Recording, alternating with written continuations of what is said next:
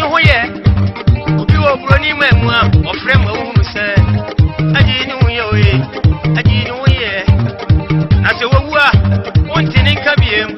It does someone do chronomy, mammy, quiet one friend me that. And mammy who says, I've got it in your mind. It's in the day of young friends, someone to say your mind. And your mind, or he wasn't in your mind, or he wasn't in your mind, so chrono, dear.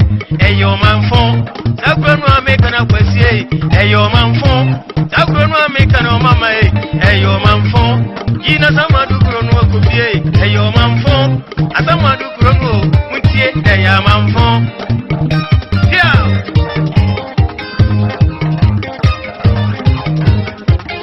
I do not feel so many Abusiansha maybe ama into a fosuka, a grapho in the fosuka farms on a nere Oba Paddy girl from what personal muscle or Tokosia or Denchamoso.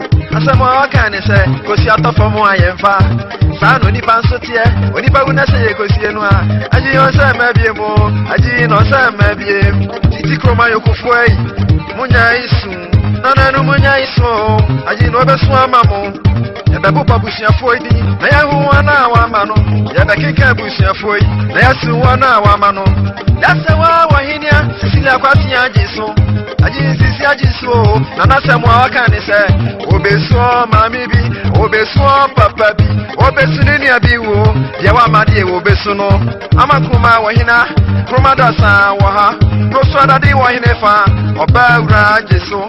Mamia Kia Jeso, I go to Bontis Wajeso, Afrakuma Jeso, a Kraje Wajeso, a Kriasa Wajeso, I'm a friend Majeso, Quacasa Wajeso, La Grace Swajeso, Abusia Pennyborn and Yenny, Quacuba Manesio, Quacuba Manesi, Musani Pebia, Mama Tika Wofedia, Najuma Pada Sobola Kishim, was an Anamako Wajano, Amadia Yeno.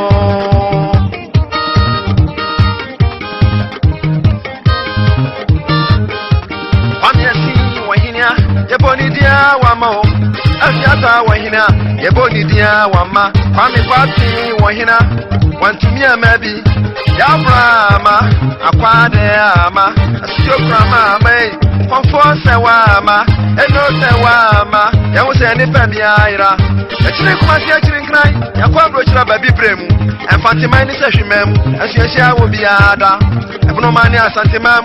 Poma muni atifido Yabesna kwa nguna mem Ansienshia wo biada Yebabudia kamomrai Nana no momedi yeso Samanti mi amampa Eka mususi yada ye pepebi Ansia chinchina Yanati ai Chinchina Ansienshia wo biada Prophet Doctor Douglas Kusi Obodom A.K. to me Bianche Nyame Awache Madenche Moso Wase woti asiasu Nyame ye na Asamando di Enye bia Asika phobia wa Okoya wama Ajina ye phobia wo Okoya wama o Ahumfu bia wa Wojina koya wama Papa futu semnie Namdia ya nyumwa amitwoi Osisa kronu wa ye kanodie Se Nyome bia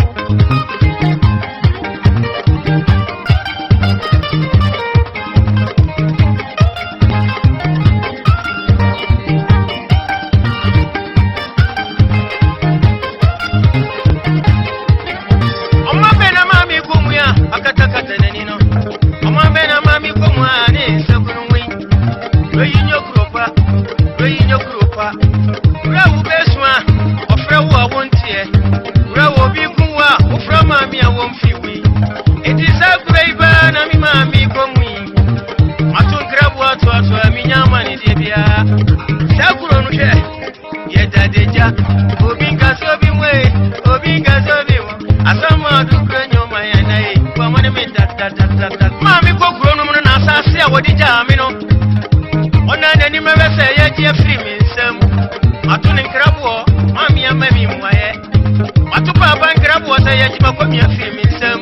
Assassin or the Mammy, Ubiji, Jenny Poguchi, Enye, free me, Sam.